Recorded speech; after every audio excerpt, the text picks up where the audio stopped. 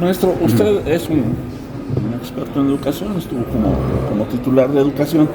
El tema de las escuelas en el centro, que mucha gente pide no se cierren, otros que las reconviertan, y de repente uno que no sabe educación diría, ¿y por qué no abres unas escuelas para que la gente del centro, qué es lo que pasa realmente, lleve a sus chamacos ahí? ¿Qué pasa con estas escuelas del centro de la ciudad? Bueno, estas escuelas tienen un doble efecto ahorita en el asunto. El primero y el más importante es que realmente sí son útiles porque hay personas que viven en el centro de la ciudad. Si bien es cierto, no son tantas, pero no solamente eso, hay personas que trabajan aquí en el centro de la ciudad y es para ellos más seguro, es más viable traer a sus hijos aquí a las escuelas y dejarlos antes de irse a trabajar y recogerlos después de que trabajan también. Entonces, el servicio como tal es necesario en el centro de la ciudad.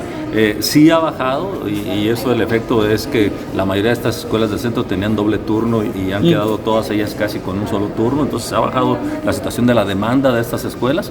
Que por cierto hay escuelas que me han comentado en los últimos días que incluso tienen un abolengo pues muy grande, como la Rivera Gutiérrez, que me estaban diciendo que este año cumple 250 años desde su antecedente, que es la Escuela Pía. Entonces, más allá de las situaciones del abolengo, más allá de las situaciones de la historia que tienen, digamos, la situación es la vigencia que puedan tener el día de hoy. La verdad es que cuando cerramos algunos turnos vespertinos, cuando cerramos algunas escuelas, incluso digo porque me tocó a mí ser parte de esa decisión de cerrar algunas escuelas en el centro de la ciudad, como algún jardín de niños aquí por Montoro, algunas otras cosas que se fueron haciendo también.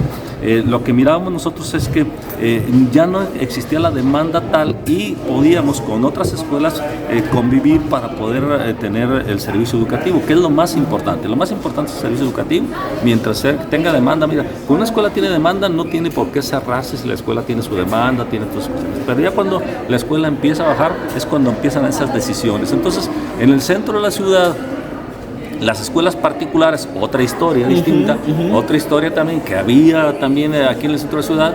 El problema de esta también era la situación de que la gente venía de la periferia a traer los alumnos aquí al centro de la ciudad y luego venía a recoger los alumnos a la ciudad. Entonces esto era una situación complicada en la situación de tránsito local.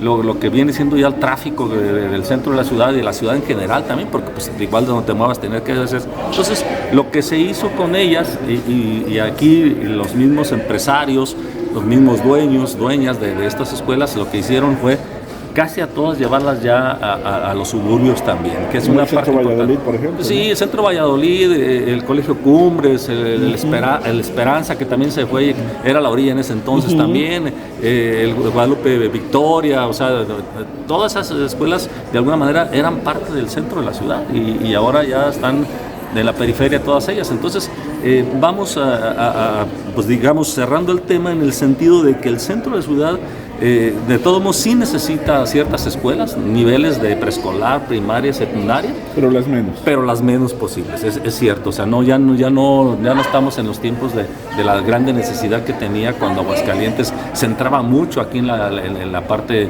de su centro histórico.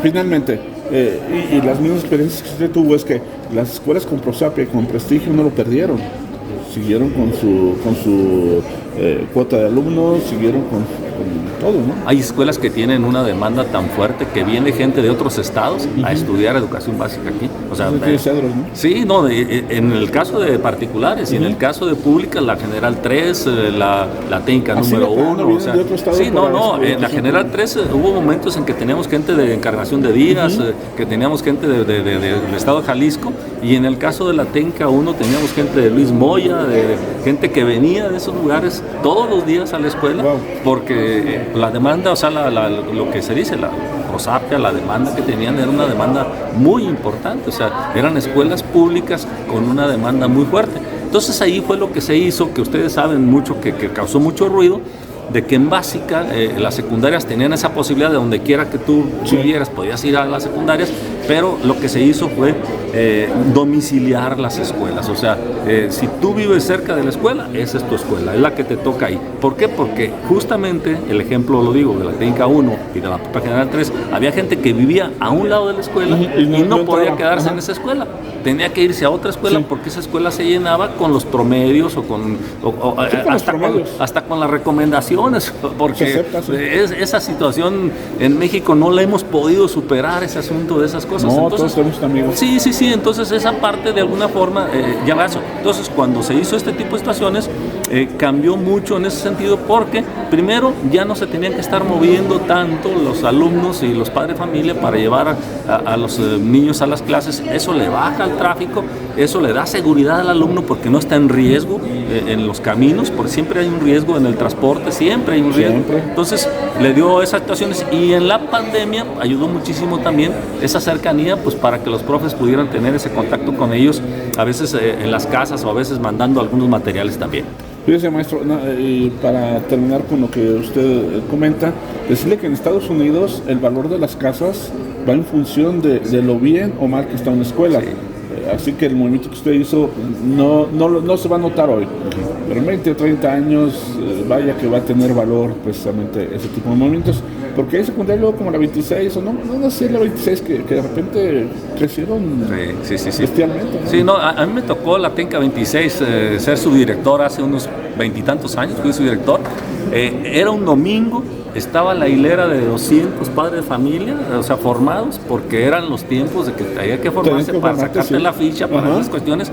Y yo salí y les dije, a ver, porque llegué el domingo en la tarde, pues para ver eso, porque sabía que estaban ahí, para que hubiera seguridad, y les dije, miren, las normas que están ahí es que por medio de sus calificaciones los muchachos van a pasar. Entonces, a lo mejor les digo de una vez que algunos de los que están muy adelante sí van a sacar su ficha, pero a lo mejor no se quedan en la escuela porque son las calificaciones lo que lo van a determinar. Y yo les aviso de una vez, porque si al rato no hay una cuestión, van a decir todo el tiempo perdido, todos los días, toda la noche aquí. ¿Y eso lo cambió a domiciliar? Eso fue justamente lo que me ayudó para que cuando yo ya estuve en el Instituto de Educación de Aguascalientes pudiéramos entrar en la docencia. Eso se hizo desde cuando yo estuve en educación básica.